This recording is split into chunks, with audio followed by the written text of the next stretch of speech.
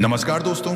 आज हम बात करेंगे श्रीमद् भगवद गीता अध्याय 2 सांख्य योग के बारे में। एक भूमिका। कल्पना कीजिए, कुरुक्षेत्र का रण क्षेत्र है। शंख बज चुके हैं, लाखों सैनिक सज्ज हो चुके हैं, लेकिन उस विराट युद्ध भूमि के बीच अर्जुन अपने रथ में बैठा हाथ से धनुष गिरा देता है।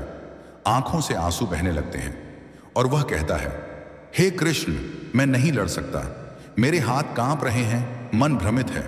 यहीं से आरंभ होती है गीता की अमर गाथा। आज हम उस अध्याय 2 सांख्य योग का अध्ययन करेंगे, जहां श्री कृष्ण ने अर्जुन को निराशा से उठाकर स्थित प्रज्ञ योद्धा बना दिया। 2 आत्मा का स्वरूप। उत्साह से भगवान मुस्कुराते हैं और कहते हैं, न जायते म्रियते व कदाचित। हे अर्जुन, आत्मा कभी जन्म नहीं लेती, कभी मरती नहीं। धीरे भावुक स्वर में, जिसे तुम मारने चले हो वह आत्मा तो अमर है। तुम अपने प्रियजनों को कभी खो नहीं सकते, क्योंकि वे आत्मा रूप में सदा विद्यमान हैं। उदाहरण, जैसे कोई बच्चा पुरानी किताब छोड़कर नई किताब लेता है, वैसे ही आत्मा पुराना शरीर छोड़कर नया लेती है। रुककर, तो फिर शोक किस बात का। तीसरा कर्तव्य और धर्म प्रेरणात्मक लहजा। हे अर्जुन, तेरा धर्म युद्ध करना है। अगर तू युद्ध से भागा, लोग तुझे कायर कहेंगे, तेरा यश नष्ट हो जाएगा। और सुन, कर्मण्येवाधिकारस्ते मा फलेषु कदाचन। तेरा अधिकार केवल कर्म पर है, फल पर नहीं। भावनात्मक रुकाव। सोचिए मित्रों, आज हमारी भी यही समस्या है। हम काम करते हैं, लेकिन हर समय फल की चिंता खाते हैं। अगर हम केवल कर्म पर ध्यान दें, तो जीवन से आधा तनाव तो यूं ही चला जाएगा। 4 समत्व योग। धीरे संतोष के भाव में भगवान कहते हैं, अर्जुन, सुख मिले या दुख, हानि हो या लाभ, तू समान भाव रख। समत्वम योग उच्यते। यही सच्चा योग है। उत्साहपूर्वक सोचिए, अगर हम दुख में भी विचलित ना हों और सुख में भी अहंकार ना करें, तो जीवन कितना संतुलित हो जाएगा।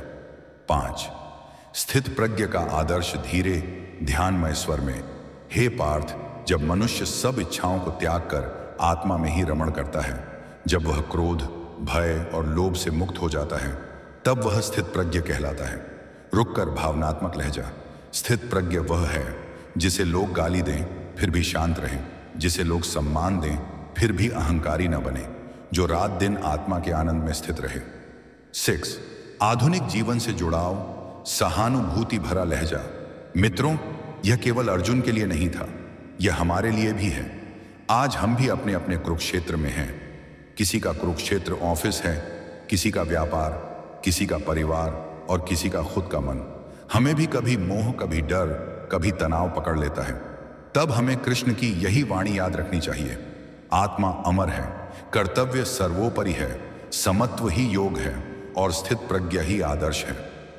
7 समापन। धीरे धीरे स्वर ऊंचा करते हुए अर्जुन ने यह सुनकर कहा, करिष्ये वचनम तव। हे कृष्ण, अब मैं आपके कहे अनुसार कर्म करूंगा। मित्रों, यदि हम भी जीवन में गीता की इस शिक्षा को धारण कर लें, तो हम भी अपने हर कुरुक्षेत्र में विजय पा सकते हैं। आइए प्रण करें, आज से हम अपने कर्तव्य पर ध्यान देंगे, फल की चिंता छोड़ेंगे और सुख दुख में संतुलित रहकर स्थित प्रज्ञ बनने की ओर बढ़ेंगे। भावपूर्ण ठहराव।